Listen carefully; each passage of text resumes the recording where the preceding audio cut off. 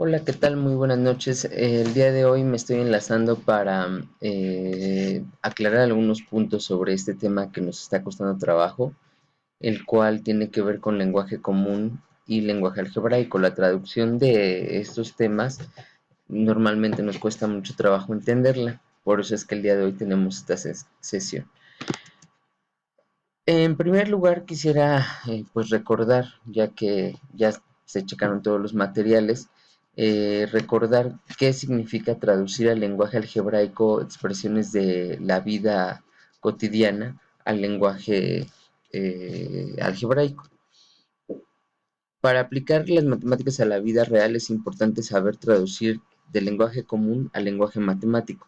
Muchas veces tendremos variables, tienes que recordar que la variable es una letra que representa un valor de un conjunto de números. Cuando representa una cantidad desconocida que se quiere determinar, también se le llama incógnita. Todo esto quiere decir que lo que vemos nosotros en nuestro entorno de la vida cotidiana puede ser expresado mediante, ser generalizado mediante expresiones matemáticas. Quisiera ver algunos ejemplos, pasar de lleno a lo que nos está costando trabajo, y vemos aquí en primer lugar que x, que sería lo más simple y lo más básico, representa un número cualquiera.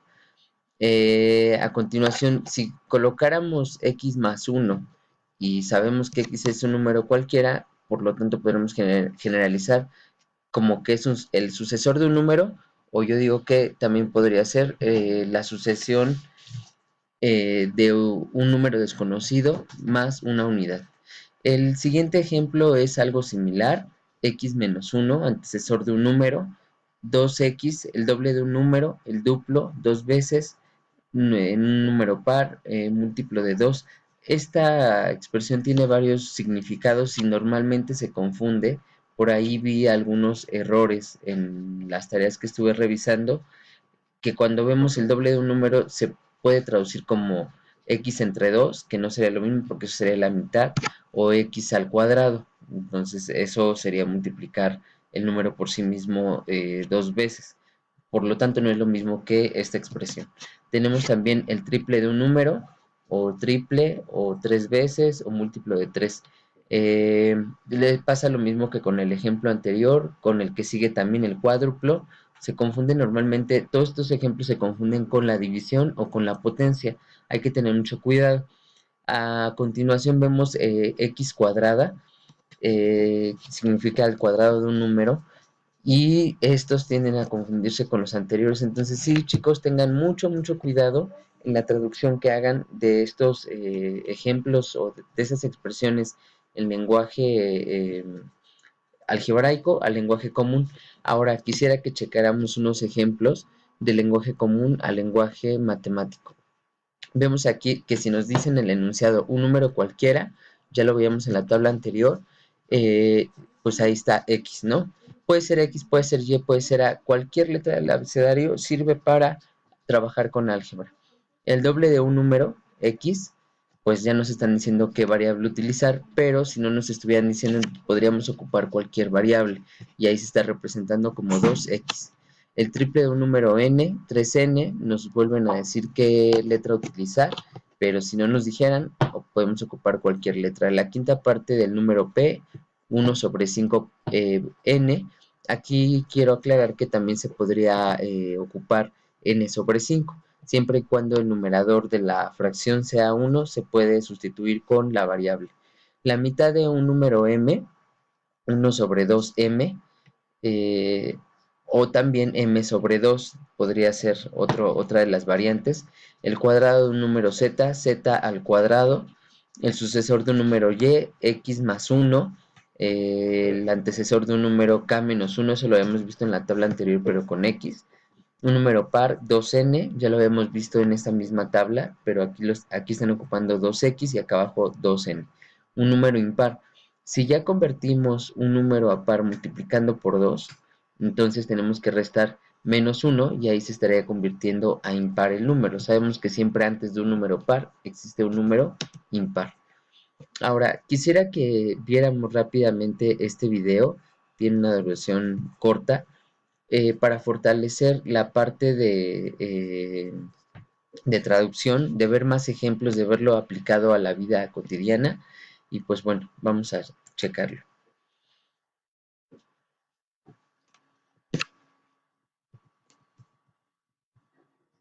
Cuando vayamos a traducir lenguajes, ya sea del común al algebraico o viceversa, tenemos que identificar bien ciertas palabras para poderlos traducir. Por ejemplo, no siempre van a haber una suma, sino pueden existir esas palabras que significan una suma, en lo que sería una ecuación. Y también otras palabras que relacionan, en este caso a la resta, serían estas. Por ejemplo, menos, menor que, diferencia. Diferencia es muy utilizada cuando es una resta o se quieren referir a una resta. Disminuir o perder. En el caso de la suma, tenemos aumentar, mayor que, más, incrementar y más grande que. En el caso de una multiplicación, las palabras que se pueden utilizar: producto, múltiplo, veces, o ya unas muy utilizadas, pues dependiendo del número, sería doble, triple, cuádruple. Bueno, son varias veces una cantidad. En el caso de la división tenemos las palabras cociente, dividido, entre, razón, y también existe cuando son varias veces, puede ser una mitad, tercera, cuarta, quinta. Entonces, no se confundan doble con mitad. Obviamente esto es dos veces algo y aquí pues obviamente es la mitad. Triple es tres veces algo y tercera significa pues que es ahora sí que la tercera parte de algo. Suele la gente mucho confundirse en no poder diferenciar cuándo es una división o cuándo es una multiplicación, así que más vale que se vayan aprendiendo esas palabras. Pasando a la traducción tenemos los siguientes ejercicios que son muy típicos, así que vamos a empezar. En una expresión verbal diría un número cualquiera. ¿Cómo lo escribimos en forma algebraica? Pues pueden poner cualquier letra, supongamos X, lo típico. Sin embargo, pueden poner cualquier otra letra, la A, la N. En la siguiente dice la suma de dos números, en este caso supongo que son cualesquiera, no especifiqué aquí si eran diferentes o iguales, vamos a suponer que son diferentes, la suma de dos números diferentes sería X más Y, o tienes dos números. En este caso, la diferencia de dos números, dijimos que diferencia significa resta, así que se van a restar. Así lo escribiríamos en forma algebraica.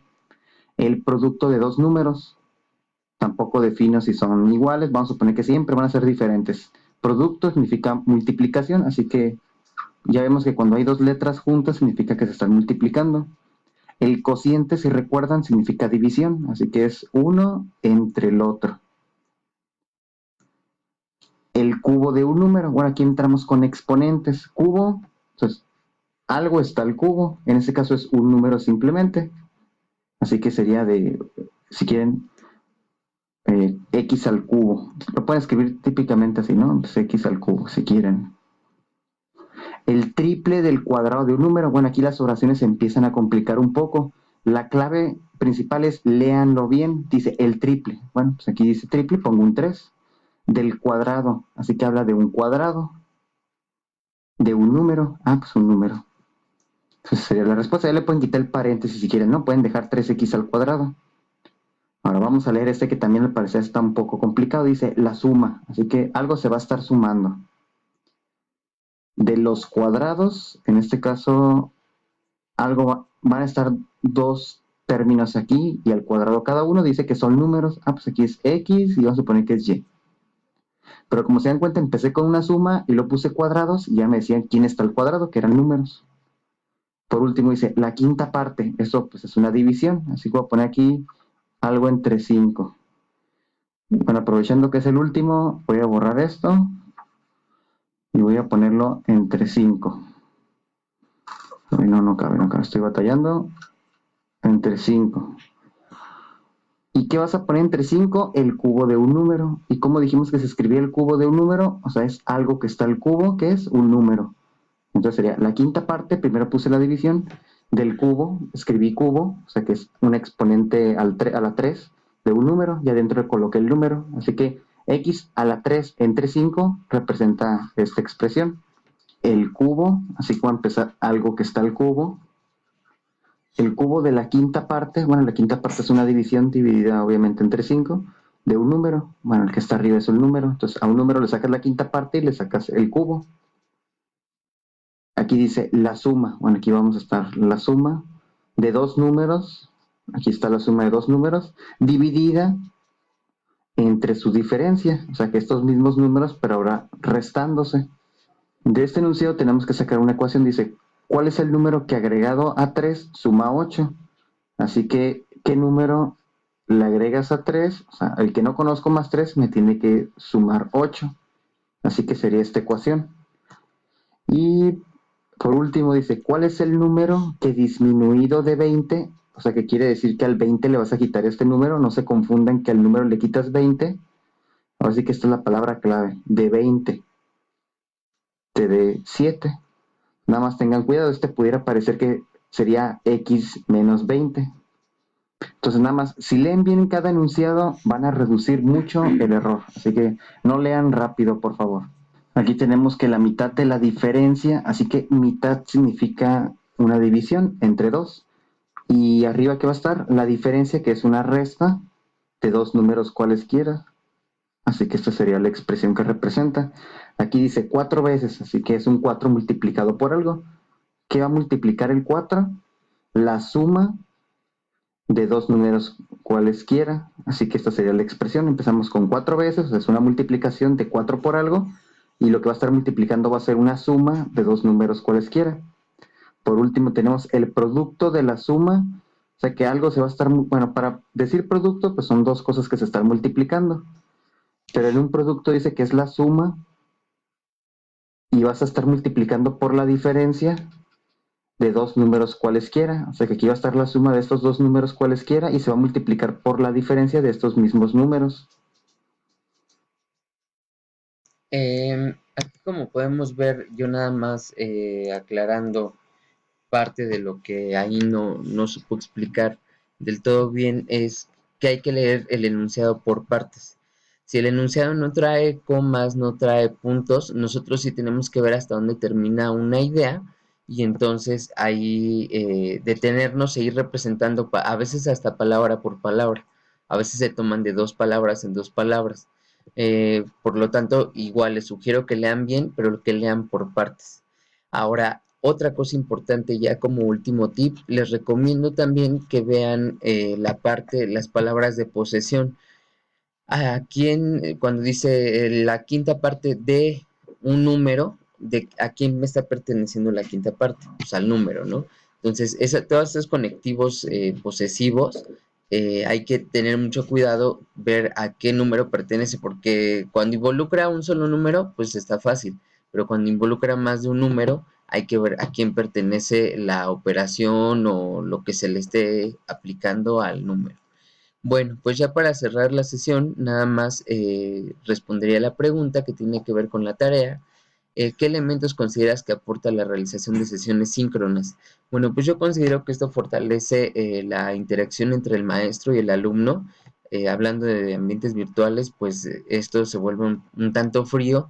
Entonces, estas sesiones pueden servir por lo menos para conocernos así de vista, conocer nuestra voz, socializar, generar un acercamiento entre nosotros. Esto desde el punto de vista social emocional y desde el punto de vista académico, pues bueno, así como en el tema que acabamos de ver, podemos aclarar algunas cosas en vivo y por medio de palabras a través de la gesticulación, a través de la voz, a través de videos, a través de audios y pues bueno, cabe mencionar aquí que las herramientas que nos ayudan mucho para estar interactuando directamente, pues son las herramientas textuales al mismo tiempo que se está llevando la sesión de forma de video. Por lo tanto, pues bueno, yo les agradezco mucho su atención, estoy a sus órdenes, que tengan buena noche. Hasta luego, Carlos Covarrubias.